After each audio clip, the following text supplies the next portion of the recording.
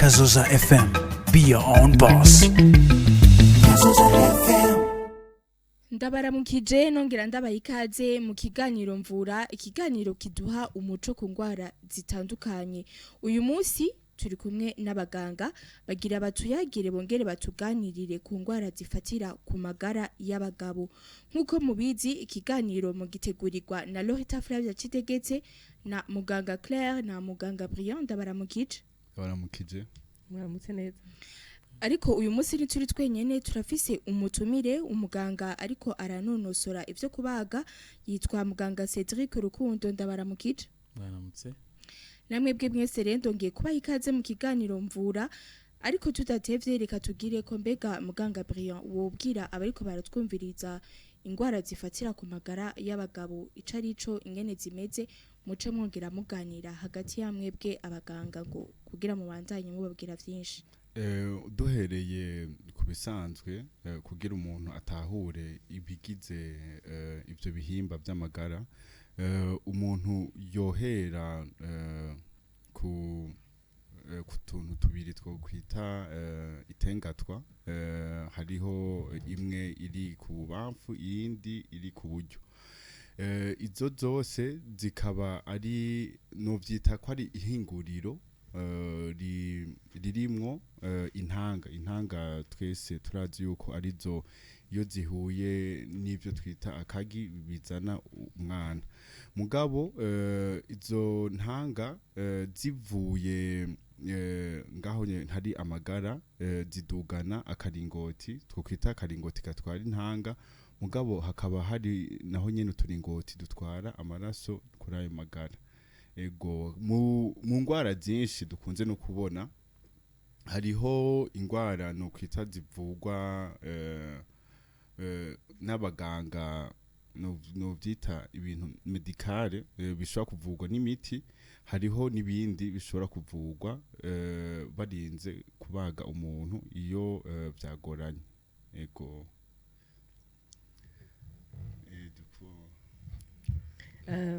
nibaza yuko utanga uruvuga ndamunganiye Brian kugira muce muvugana, sinzi ingene muza kumuha Cédric avuge.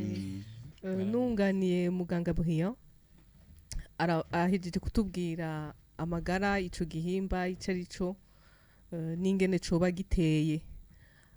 Twagomba tugire ko tubaza muganga Cédric dusigurire neza mu bintu vyumvikana kuri izo ngwara Dr Brian yavuze ko zimwe zivugwa zishobora kuvugwa n'imiti, nizo zindi barinda kubaga aho vyo babitandukaniye. Hanyuma no muri izo barinda kubaga nimba zose zihutirwa canke nimba n'izindi nazo nyene zitaba zihutirwa. Turabaha ijambo. Murakoze cyane kuri ico kibazo. Hariho ingwara zishobora kuvugwa n'imiti isanzwe, muri izo hakaba hariho ingwara ziterwa n'ama microbe, hakaba harimo n'izindi ngwara zizana gutyo ukagenda kwa muganga. Muganga niwe ashobora kumenya ati uyu muntu agwaye ingwara ivugwa n'umuti canke agwaye ingwara isaba yuko barinda kukubaga, kuko izo ngwara zose zishobora kuzanwa n'ibimenyetso bihakwa gusa. Hari naho bisaba ko bagutuma igipimo gisaba ko bamurika mu magara kugira ngo barabe vy'ukuri yuko ari ingwara ivugwa n'umuti canke ari ingwara ivugwa barinze kukubaga.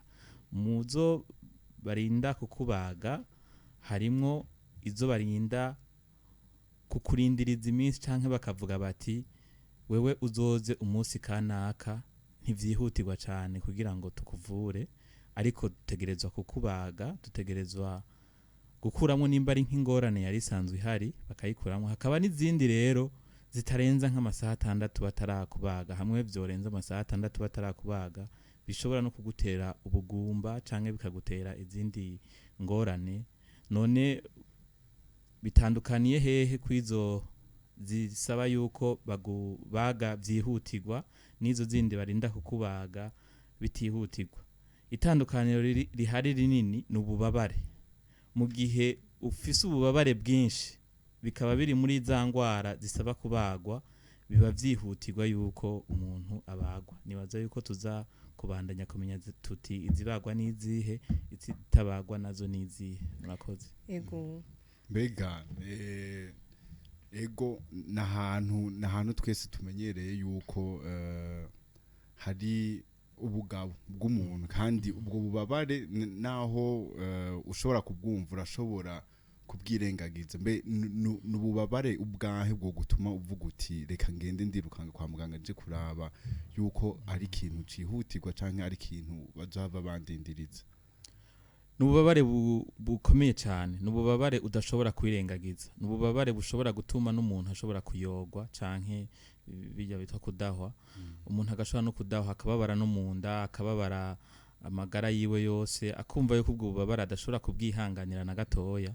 Ni naco gituma kenshi baca bagenda bagafata imiti y'ububabare. Abagwayi benshi dukunze kuronka bafata imiti y'ububabare bakadushikira mbere y'amasaha 6 yamaze kurenga. Rero nico gituma ububabare maze kumva ko ari bwinshi cyane bizocushikira kwa muganga hakiri kare. Dusubiye inyuma harizo twari twavuze zishobora kuvugwa n'ibintu vy'imiti, hariho izitera kajya gasaho kabitsa amagara, hariho izishobora gutera tujya turingoti.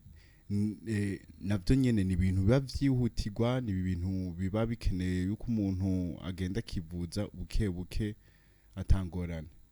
Byose biva ku ngwara iyo ariyo. Mugabo nababwiye ko mu gihe ingwara imaze kujamwo ububabare bwinshi cyane bibaca biba ibintu vyihutirwa. Kuko ntihobwira umuntu ababara cyane ngo taha muhira ngo bizohera canke ngo umuhe imiti y'ububabare isanzwe, kuko izo zindi bisaba yuko baguha gahunda zozo nta bubabare bwinshi buba burimwo. Nta bubabare bwinshi buba burimwo, bashaka kubwira bati uzoze ejo canke hirya ejo canke uzoze mu ndwi bivanye n'umwanya umuganga asanzwe afise, kuko murazi yuko baba bafise n'akazi kenshi. Ivyo biratahuritse, ariko ikintu nibaza yuko abatwumviriza bahava batahura gose nico kintu c'ubwo bubabare umuntu ashobora kumva, kuko kenshi turabibona kwa muganga ukuntu abagwayi si no guhendwa gusa, ni kwivuza nabi. Uja kwivuza kuri farmasi ugasaba agati k'ububabare bikaba biheze, kandi ni ibintu tumaze no kuvuga ibintu byo gufata imiti myinshi utarenze kubaza umuganga, nabyo nyine si vyiza. Sinzi ko hari ibyo bagira baze Dr Claire. Urumva wewe washimitse cyane gutandukaniza ku bubabare. Ibindi bimenyetso biba bihari umuntu vyo kwereka umuntu ko yogenda hakiri kare, kuko urumva ni ingwara zitandukanye. Ubwo bishobora gutangura bimeze nk'ingwara yoroshe, ariko uko bigenda, uko imisi igenda iragenda bwa bubabare bugatangura kuza, ariko hariho ibimenyetso vya mbere byari vyiyerekanye. Tubwira ivyo ari vyo ingene biba bimeze, kuko haba hari ibimenyetso vya mbere biba bihari muga umuntu akirengangiza gushika aje kubabare. Kandi ivyo bimenyetso yo bibona yotegerezwa kugenda kwa muganga kugira uravye n'ivyo bipimo batuma babone kubashobora kumuha iyo miti hakiri kare, nimba ari ivugwa n'imiti canke babashe kumubahaga hakiri kare. Nunganiye muganga Claire, mbega hoho kugira ngo umuntu agire izo ngwara zo mu magara urashobora gusigurira abantu ati biba vyavuye kuri iki canke biterwa niki, kugira ngo babone n'ivyo bimenyetso, kugira ngo abatwumviriza bashobore kubitahura neza. Ingwara zifatira ku magara y'abagabo hariho izo umuntu ashobora kuba ayavukanye, hariho izo umuntu avukana ugasanga nk'igara ntiryashoboye kumanuka ngo rishike muri kaya gasaho karyo dusanzwe turizimwo, kaya gashato k'urukoba dusanzwe tuzi ugasanga ntiryashitseyo, hashitseyo rimwe. Nico gituma abavyeyi iyo bavyaye abana b'abahungu ni vyiza ko baraba yuko amagara yose yoba yashitseyo. Iyo ni ingwara ishoboka. Haro n'izindi ngwara zishoboka mu gihe usanga munda indani hasanzwe hariho guhura no kwigara ry'umuntu mu gihe akiri munda kiri mutoya cyane. Mugageze kuvuka ako kantu gatuma habaho uguhura kariyugara. Rero iyo hariho abana kadashobora kwiyugara, munda hakaba hasanzwe hari amazi, ya mazi yari munda agaca bandanya aja mu igara ugasanga ryavyimbye. Hariho rero mwizo ngwara ingwara usanga igara rivyimbye cyane, cyangwa ugasanga hariho igara ritarimwo mu ngwara umuntu ashobora kuvukana. Mwizo ngwara umuntu ashobora kuvukana rero kubera ko wasanze ko atagara ririmwo, izo umuntu acaja kwa muganga akarindira ko umwana yigira imbere gatoya agakwiza nk'imyaka nk'ibiri, kuko ijya miti dutanga yo gusinziriza si imiti myiza ku bana batoya cyane, kuko twabonye yuko ni n'ingwara umuntu ashobora gutanga gahunda. Rero hako dufata ingorane zisanzwe tukaza kuzishira ku umwana akiri muto ku miti yo gusinzira, byiza turarindira agakura akigira imbere gatoya, gutyo bagashobora kumubaga, nimba ari akakaringoti hantu hatuma habaho uguhura hagati y'inda n'amagara bakahugara. Canke hamwe igara ritashoboye kumanuka bakarimanura bakarizana, kuko batarimanuye ntirizimanura ushobora no gukwiza imyaka 20-30 igihari. Byiza nuko umuntu bikora hakiri kare.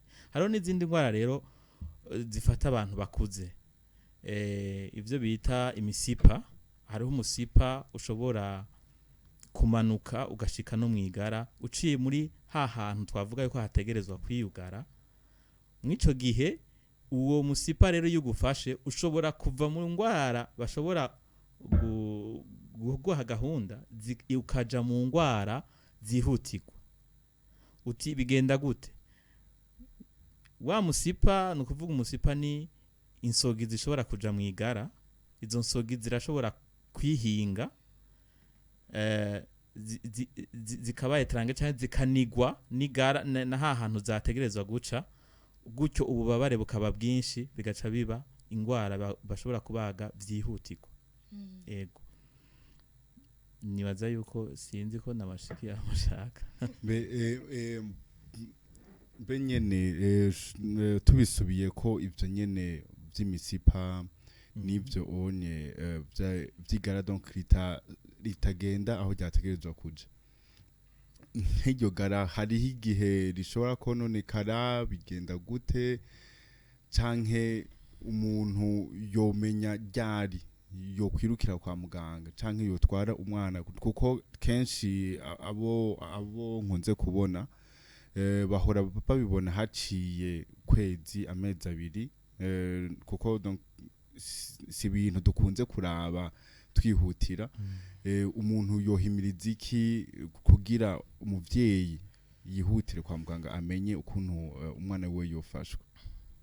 Umuvyeyi yohimirizwa anza kwama igihe ari karoza umwana wiwe, canke igihe amuteruye, canke igihe ari karamwambika muhindurira, arashobora kuraba amagara y'umwana we w'umuhungu yuko yose ahari, akaraba kandi yuko yose angana. Kuko twavuze yuko hari igihe usanga ritarimwo, canke ugasanga ryavyimbye cyane ukoze kukumva umenga harimwo amazi. Ayo mazi ni amazi aba yavuye mu nda akaja mwigara. Nukuvuga yuko ushobora kuraba yuko rivyimbye canke rihari. Nivyo bimenyetso bibiri umuntu ashobora kuraba. Mu ngwara zivugwa n'imiti kandi hariho ikintu umuntu ashobora kuraba, nukuraba yuko igara ry'umwana ryari risanzwe risa gute. Rirashushe canke umuntu akuze, naho yabakuze naho tubari umwana gusa, mu gihe amagara yawe ashushe avyimbye atukura, mwico gihe urashoja kwa muganga hakiri kare kugira ngo muganga ashobore kuraba by'ukuri yuko ari ingwara ivugwa n'imiti canke ari ingwara bisaba yuko barinda kukubaga.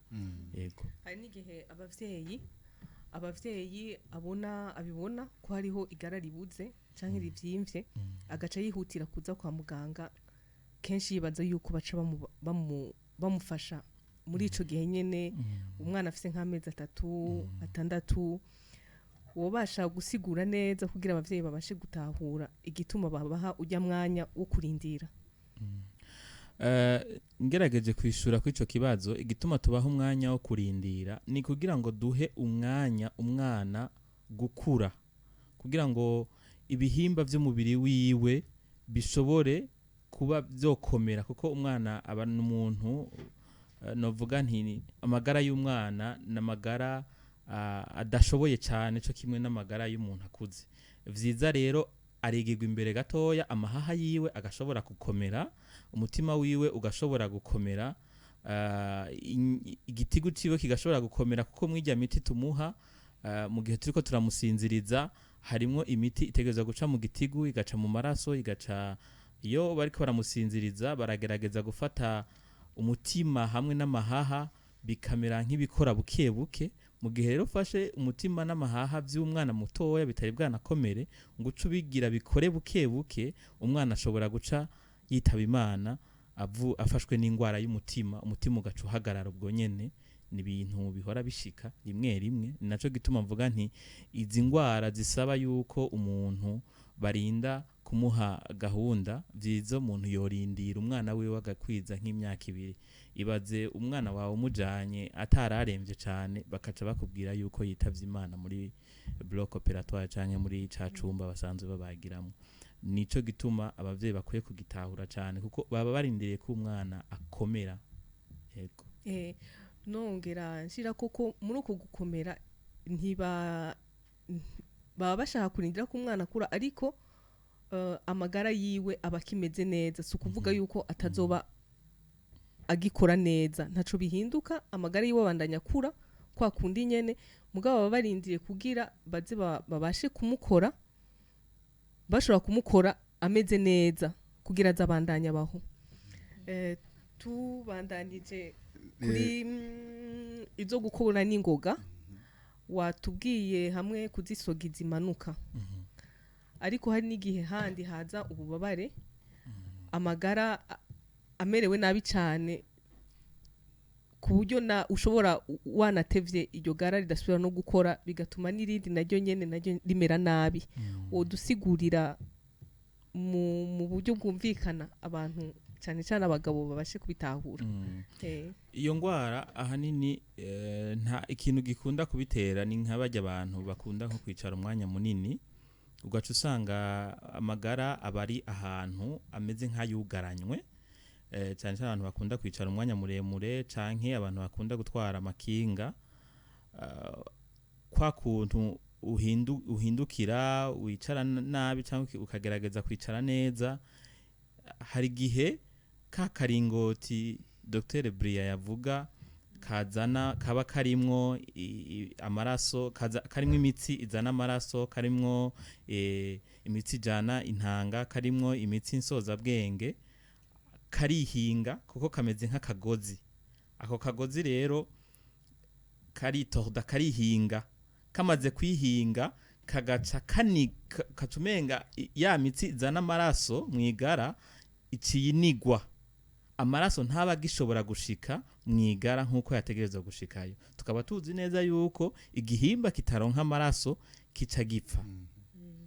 rero iryo gara rimaze gupfa iryo gara vyiza kugira ngo umuntu ashobore kurikiza nuko umuntu yoshika kwa muganga imbere y'amasaha 6 ni imbere y'amasaha 6 umuntu akabashitse mu cumba cyo kubagirwamwo hama kubera kaba kihinze bagasubira bakagahindukiza bakagasubira kakabandanya kajamwo iryagari kabandanya rijamwo amaraso kuko igara rimaze amasaha 6 ritariko riraronka amaraso akwiye ritaronka umwuka n'ivyunyunyu biri mu maraso rishobora gupfa muga amasaha 6 ni sawa umuntu arashobora kurikiza rero abantu benshi kubera bitangurwa ibimenyetso none wo bimenya gute ni mu gihe usanga igara rimwe riri hejuru kuko urumva yuko riba gihinze irindi ririkomeye riri hasi hagaca hakurikira ububabare bukomeye cyane bwinshi cyane bushobora gutuma n'umuntu ayogwa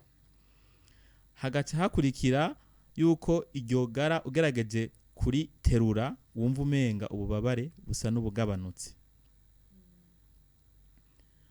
ububabare bari bwinshi cyane ku buryo unakoze ko ababara cyane umugwayi vyiza rero maze kubibona ivyo ugaharuka wumva yuko ubabare kuva atangura kubabara gushika umwanya ashikiye kwa muganga biri munsi y'amasaha 6 umuntu ashobora kuja muri mu cumba cyo kubagirwamwo bakamubaga mugabo hariho n'ibindi bintu umuntu ashobora gukora kwayo magara mu gihe cyatihinze cyane ukagerageza kugakurayo bigakunda umuntu atarinze kuja mu kubagwa Ego muganga Cédric mwatubwiye ico ziva kwizo ngwara muratubwira ibimenyetso mbega ziri ubwoko bungahe haba ku mwana haba ku muto izo ngwara zifatira mu magara? Ingwara zifatira mu magara twa twagerageje kuzishira mu mice ibiri. Umuce umwe w'ingwara umuntu ashobora kwihutira, arizo izo ngwara umuntu ashobora kwihutira kenshi usanga ziri kumwe n'ububabare bwinshi cyane, n'ingwara umuntu ashobora kuza kwa muganga bakamubwira bati uzogaruka igihe kinaka. Gerageje aho ni mu gihe ni mu bijanye no gukorwa, mu bijanye n'umuti. Mu bijanye n'ibimenyetso naho hariho aho usanga atagara ririmo, ahandi naho gasanga amagara ari ni manini, arafise ubuvyimbe buniniya cyane. Yego niho bakunda kubitandukanira cyane, cyangwa gasanga igara rirashushe, rifise riratukura, rifise n'ububabare. Yego mbega hajya umuntu afise amagara abiri, Yego none rimwe rirashobora gukora irindi ridakora? Yego cyane. Ashobora kubaho afise igara rimwe. Yego cyane. Hakujya kwifyigo umuntu ashobora gukoresha igara rimwe bigakunda kandi bikagenda neza n'abana akabavyara. Ahubwo kwiyo ngwara bishobora gushika ugasanga iyo ngwara twako turavuga umuntu aje kwa muganga hamaze kurenga ya masaha 6, haheze nk'imisi 2 kubera agiye kwa muganga kuri pharmacy bakamuha imiti y'ububabare, ryagaragiwe rikaba ryamaze gupfa, agaca ataha muhira, irindi rigaca rifatwa. Kuko ni vyiza yuko aza kwa muganga bakamutwara mu cumba cyo kubagirwamo kugira ngo bakingire na rindi, kuko hariho ukuntu tubigenza rindi tukarikingira ku buryo iyo ngwara itazosubira kurifata. Yego.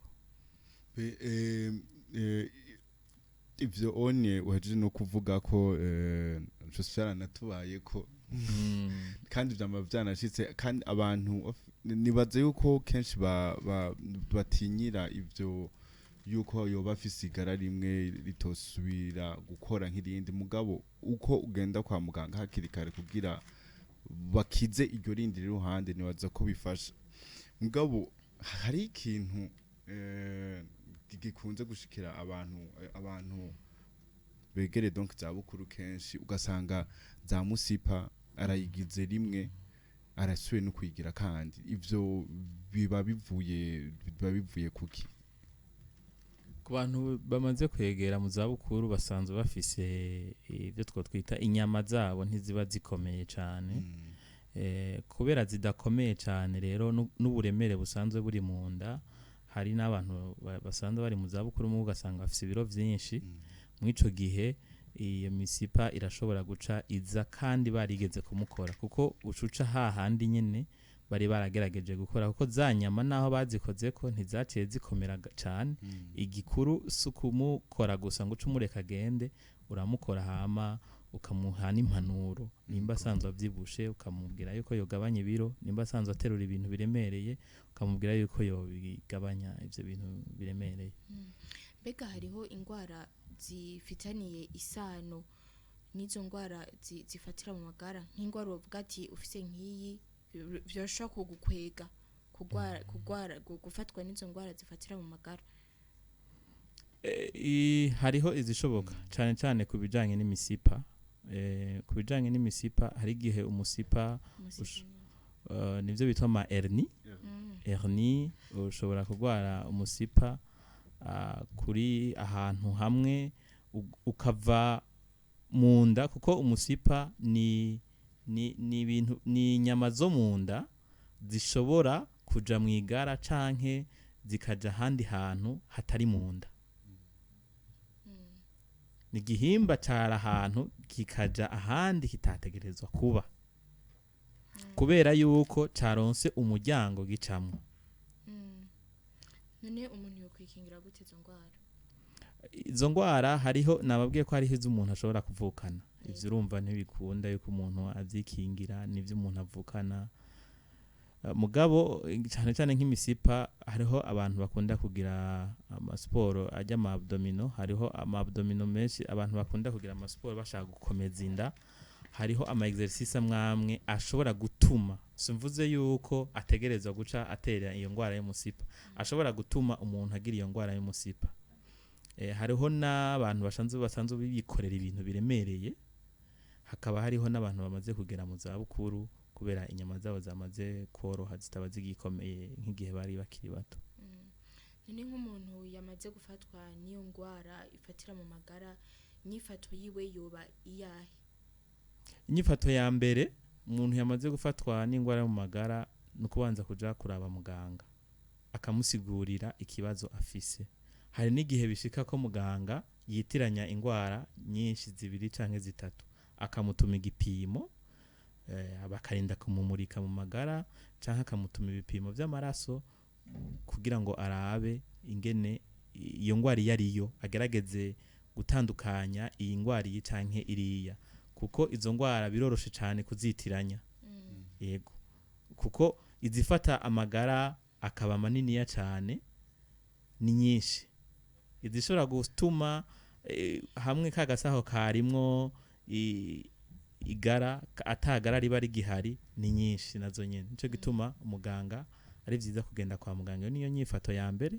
Inyifato igira kabiri nayo niyo kumviriza muganga ivyo akubwiye ukabikurikiza nkuko yabikubwiye. Mu gihe wamaze kuyigwara ukayivugwa igakira, muganga agaca guhereza impanuro bivanye n'ingwara usanganye. Yego. Hamwebwe Claire na Brian mukorera ku bitaro mubona abantu baza ku bwinshi baje kubera izo ngwara zifatira ku magara? hari habo hariho abo yavuze amagara avyimba, kandi hari ikintu yashimikiyeho gose kugira umenye itandukanirizo rya kimwe ku kindi. Hariho ibipimo bimwe bimwe nka turamaze kuvuga ku mafigo adakora neza, amazi atembera ahatategezwe gutembera, bishobora kuzana ivyo bintu by'amagara avyimba. Ivyo byose utarinze gushika kwa muganga udashikiriye umuganga akagerageza kugufasha gutora ingwara nyayo ufise, hari igihe kukuvura usanga bigoye.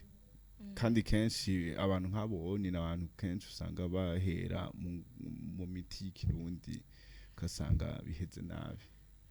Abarundi turakunda imiti kama.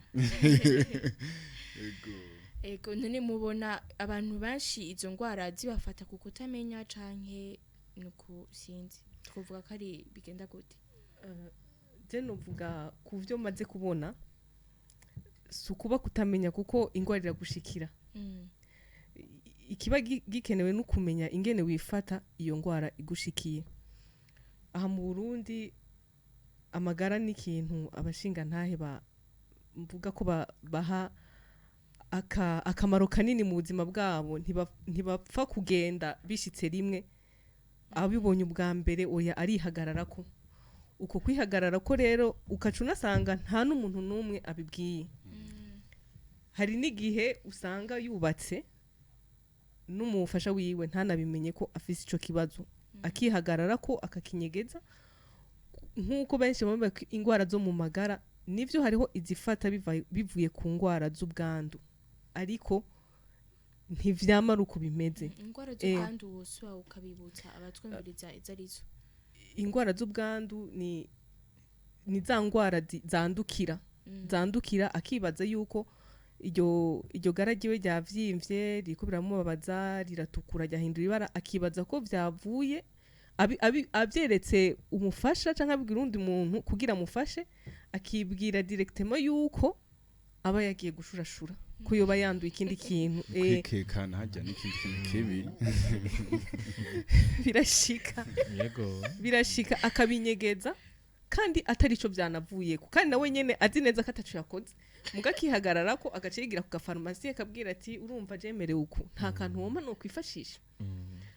Mu kwifashisha Dr Cédric yabivuze, uko wifashisha baguha agati kagabanya ububabare umubiri wakubwira, uburi kurakubwira ati uragwaye ntibimeze neza, genda kwa muganga. Umubiri ukakubabaza ukaca ugenda gufata twa duti duca duhamika ajya bijya bimenyetso. Urumva indwi igahera, urumva nko kuri wa wundi afise kijya kivugwa mu masaha 6, urumva ko kaba kabaye. Urumva abashinga ntaye nibishi ingwara zo ku magara zirahari, zirabaho, kandi zose ntiziva sibitera soni. Amagara ni igihimba c'umubiri nk'ibindi naco kiragwara mu bindi umva wibonye ko ikintu utari usanzwe wibona ko kandi ku magara uravye akamaro amagara bayaha wo kwiruka kuko umuganga mubonana muri babiri rijya bangara ari kukumiriza mugabo akagufasha akakuvura akarondera ico vyavuye ko hamukavugwa kandi n'ingwara zikira ndabibutsa rero ko turi mu kiganiro Mvura murabyumvise yuko ingwara zifatira mu magara ari ingwara zikira uwumva afise akabazo yipimisha hakiri kare ingwara zishobora kuza igihe yisanze ari manini yazo bari zahe ingwara zishoboka mu gihe umuntu aje kwa muganga aje avuga ati jewe amagara yanje ntiyarasanzwe angana uku ariko mbona umenga ari karaba maniniya hariho ingwara zisanzwe zivugwa n'imiti zisanzwe ziterwa n'ubwandu uzosanga amagara yavyimvye yabaye manini ugasanga amagara asa n'ayatukura ku bantu b'inzobe cyane ugasanga n'amagara yawe arashushe ivyo bita mu gifaransa orchiepididimite mwico gihe iryo gara rimaze kuba rimeze gutyo rirashobora no kuvamwo igihute yashobora kuza igihute mu nyuma mwico gihe umuntu kimaze kuba igihute iciba ingwara yihutirwa kuko utegerezwa gukuramo ico gihute umuntu kugira ngo ashobore gukira hakaba hariho n'iyindi ngwara ishoboka muri ya misipa kubera yuko mwigara hagiyemwo igihimba cyo mu nda nk'insogi canke ikindi gihimba cyo mu nda insogi zirashobora kuja mu magara mwico gihe urumva ko hari ikintu cagiye mu magara kitategerezwa kubayo amagara ashobora kuba maniniya cyane ku bana twavuze yuko hariho kwa kuntu mu nda indani hamwe no mu magara habandanya hariho ihuriro mwico gihe amazi ashobora kuva mu nda akaja mu magara ryagara rikaba ryuzuyemwo amazi menshi naho nyene rikavyimba ku bantu bakuze ntibikunze kuba ari ivyo ahubwo na amazi umubiri wonyene wo mu magara ushobora gukora ukaja mu gasaho kari muri katekeye igara mwico gihe ivyo navyo bavyita hydrosere nukuvuga ko haba harimwo amazi menshi izo ngwara rero izo ngwara mvuze zibiri imusipa hamwe niyo hajamwo amazi ivyo vyose birakenerwa yuko umuntu aja kwa muganga kugira ngo bamubage hama bagahindukiza ka gasaho kugira ngo ya mazi ntashobore kujamwo hamwe hatuma hariho ihuriro hagati yo mu nda no mu mwigara hoho bagashobora kuhugara mu gihe naho asanzwe afise igara rimwe canke rimwe ridakora mbega naho ingwara zishobora kuva kuri iyo ngwara nyene afise nizahe mu gihe umuntu ushobore gukora ko ukumva hamwe igara ryategerezwa kuba riri ugasanga nta kiriyo ivyo niyo ni ingwara ikunze gushikira abana hari ingwara zibiri hari igihigara riba ririko riramanuka iyo ryari riri rigashobora kuza ngaha hagati y'itako n'inda ugasanga niho riri mwico gihe ugasanga riri mu nzira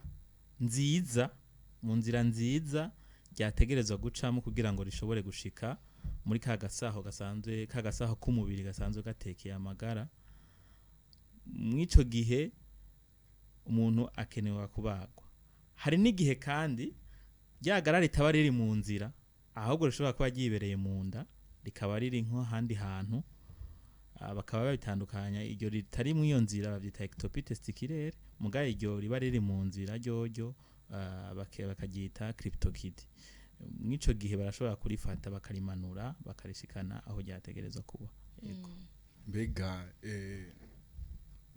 hezo ngwara z'ubwandu za karya gasaho na tujya turingoti ni ibintu bikunda gushikira rimwe cyangwa ni ibintu bishobora gushika kimwe kikagira izo ngorane zo kubyimba hama ikindi kikashikirwa kenshi haraho hatangura kimwe hatangura igara hama igara naryo rigaca ryanduza karya karingoti gatwara intanga kuko kenshi bikunze no gushika mu ngwara zivuye ku guhuza ibitsina ivyo vya orchiepididimite.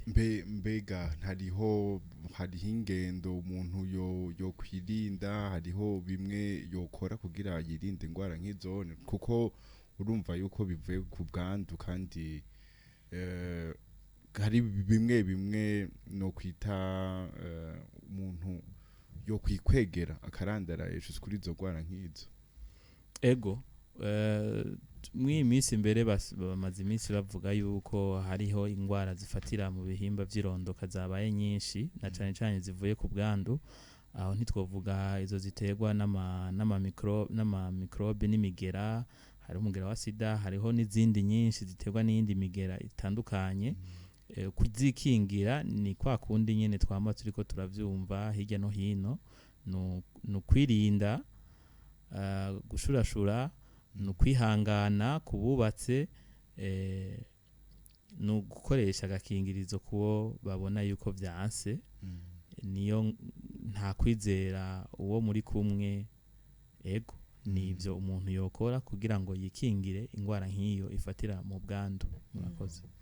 Hariho n'iyindi ngwara ikunda kwibonekeza, novuga ntifatira mu magara muri kajya gasaho ku mubiri w'inyuma.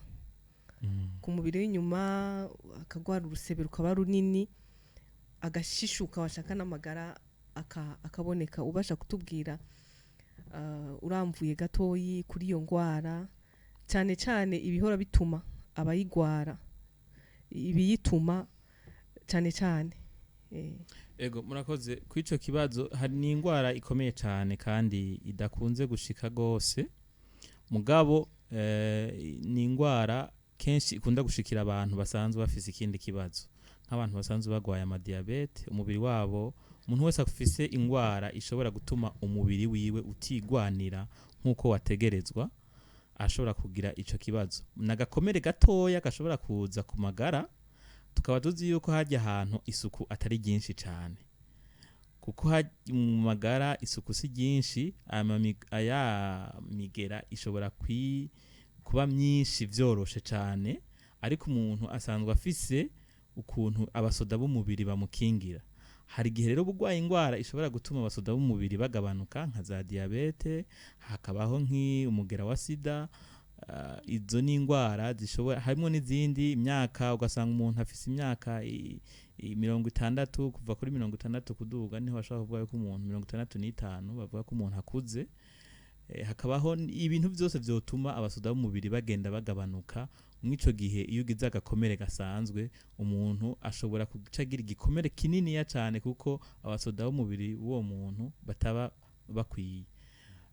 Rero birafata urukoba rwose rwari rufutse amagara y'umuntu, rugafatwa gose ku buryo barinda kurukura ko gose. Hama umuntu akarinda kuja mu cumba c'ibagiro bakamukora, hama bagakora ko bya bintu byose byamaze gufatwa, gutyo umuntu akabandanya agerageza kuhoza imisi yose. Hama twaba tuzi yuko ni iyo ngwara imaze kugufata, nuko wa mubiri ntusubira kugaruka. Tukaba tuzi yuko ahandi hoho umubiri urashobora kugaruka mu gihe ugwaye igikomere ku kuboko, ariko hajya iyo ngwara yamaze kugufata umubiri ntugaruka. Abaganga barafise ubundi buryo bashobora gukoramwo aya magara yawe bakayanyegeza ahandi hantu. Ariko ivyo birafata igihe kirekire. Ego bifata imisi, iyo bamaze kugukora kugira ngo basubire babanyegeze ya magara bisaba indwi 3, imisi 21. Ego urakoze. Urumva twogira ko duhimiriza rero abashinga ntaye bafise izo ngwara zitwi babizi zituma bagira abasoda bakeyi badashobora kwigwanira, yuko isuku ryahajya ahantu ry'amagara bogitaho cyane.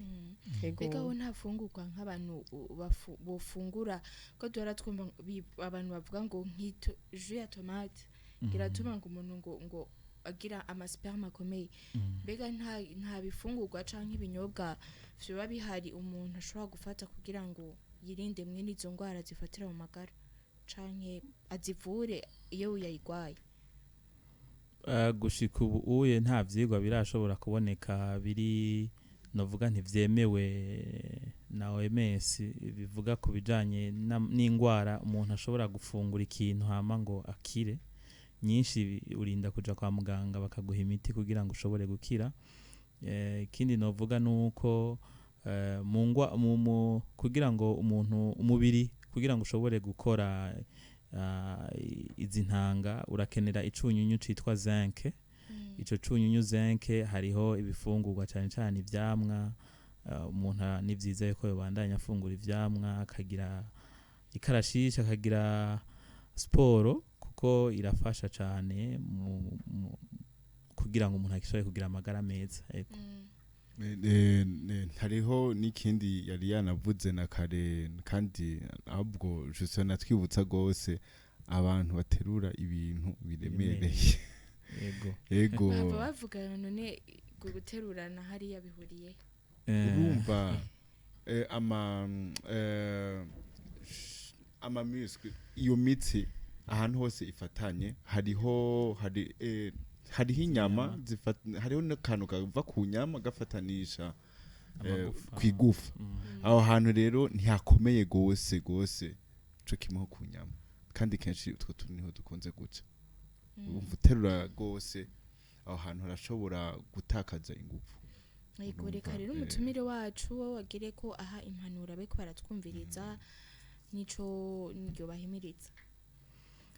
Impanuro ya mbere nuko umuntu wese yumva yuko afise ingorane ku magara yo kumva yuko ari ingwara isanzwe nk'izindi, ni nka malaria, ni nko kugwara inzoka mu nda, ni nko kugwara ikindi kintu cyo cyose bitogutera isoni kuja kubwira muganga canke bitogutera isoni kubwira umukenyezi wawe canke umugenzi wawe ingorane ufise niki, kuko bavuga mu Kirundi ngo ushaka gukira ingwara arayirata.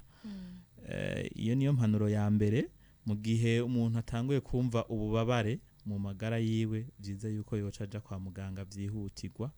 Mu maguru masha ntavyo kuvuga ngo nzogenda ejo canke nzogenda hirya y'ejo. Ku bandi basanzwe bafise udukomere ku magara, abari basanzwe bafise n'izindi ngorane bakwiye kugirira isuku aho hantu kandi bakaja no kwa muganga hakiri kare bitarayangara ngo rwa rushato rwose rushobore gufatwa, kuko iyo rufashwe amagara ntabagifisa haja barinda kuyaronderera handi hantu bayashira. Navyo si ibintu biryoshe cyane. Ikindi naco nuko umuntu yo kumviriza impanuro muganga muhaye imbere yo kuvugwa n'inyuma yo kuvugwa. Murakoze. Ubu babwira gato y'ingene bohogirira isuka aho hantu ko ndatinya ko bohava bahakunyura.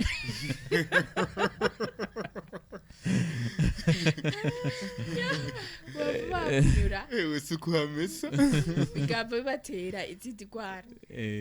Urashobora kubabwira ati kuhagirira isuku muhagirire ukuntu nka kurya abakenyezi babwati mu bihimba byanyu kwera isuku ntimushire y'isabuni cye mugira ikindi kintu. Mu gihe umuntu yamaze kugira agakomere niho isuku riba rikenewe cyane. Mugabo no mu kindi gihe umuntu yamafise isuku kuko hari gihe hahanuka canke hakamota nabi. Mwico gihe umuntu rero amaze kugira agakomere hoho si vyiza yuko aho hantu hawe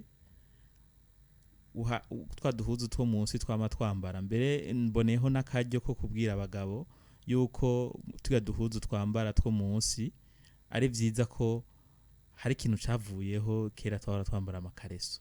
Ni vyiza yuko umuntu amaze kugira ingorane y'amagara yiwe, mwabo bantu bose twavuze, yoboza barambara amakareso kugira ngo amagara afatigwe hariya hejuru.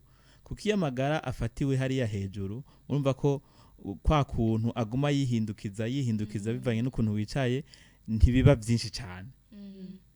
Niyo umuntu yoba yarageze iyo hydrosel y'amazi aguma amanuka kubera yuko yamagara afashwe cyane y'amazi ntaguma amanuka ngaronka haja. Ako gahuzu ko munsi rero kamenya ko ugahindura.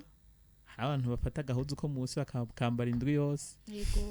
Ni byiza ko bagahindura. Yego mu gihe hamaze kuba hagakomere rero vyiza woza uragenda kwa muganga kugira ngo bakarabe aho gakomere kawe ngene kangana, barabe n'ingene kariko karakira canke katariko karakira karimwe amashira. Kamaze kujamwe amashira hoho umuntu yarakwiye kucaza kwa muganga. Kuhagirira isuku rero umuntu yokoga kujya bisanzwe akoga mu gatondo akoga no ku mugoroba atashe hama akamenya no ko ahindura igihe cose yoza agahindura agahuzu ko munsi murakoze nakindi 50 minutes umuziki uzoshiramo 5 minutes ni kuri izi mpanuro ngembaye ntangore okay twari mura namara ntaguragure twari mu kigenda mwentrishine muramete bijanye n'amagara y'abagabo twariko rero turaganira ku bijanye n'ingwara zifatira mu magara y'abagabo kandi rero ni kuri izi mpanuro z'umutumire wacu turangirije ko ikiganiro Mvura mwakoze muganga Cédric Rukundo murakoze cyane namwe ndabashimire mwebwe mwese mwatumvirije nongera nshimira muganga Brian na Claire twamana muri kino kiganiro Mvura ndabashimiye cyane turabashimiye arico rero mufise mubaza murashobora kutwandikira kuri 72 23 23 canke 62 nizeye yuko mwumvise byinshi kubijanye n'ingwara zifatira mu magara y'abagabo mubandanye mumviriza kino kiganiro kandi mukurikiza impanuro za muganga ndabashimiye cyane mwari kumwe na Loritha Flavia Citegetse nakunda kibashikiriza mubandanye mwumviriza Kazoza FM ijuje kugwiza umwimbo Kazoza FM, be your own boss.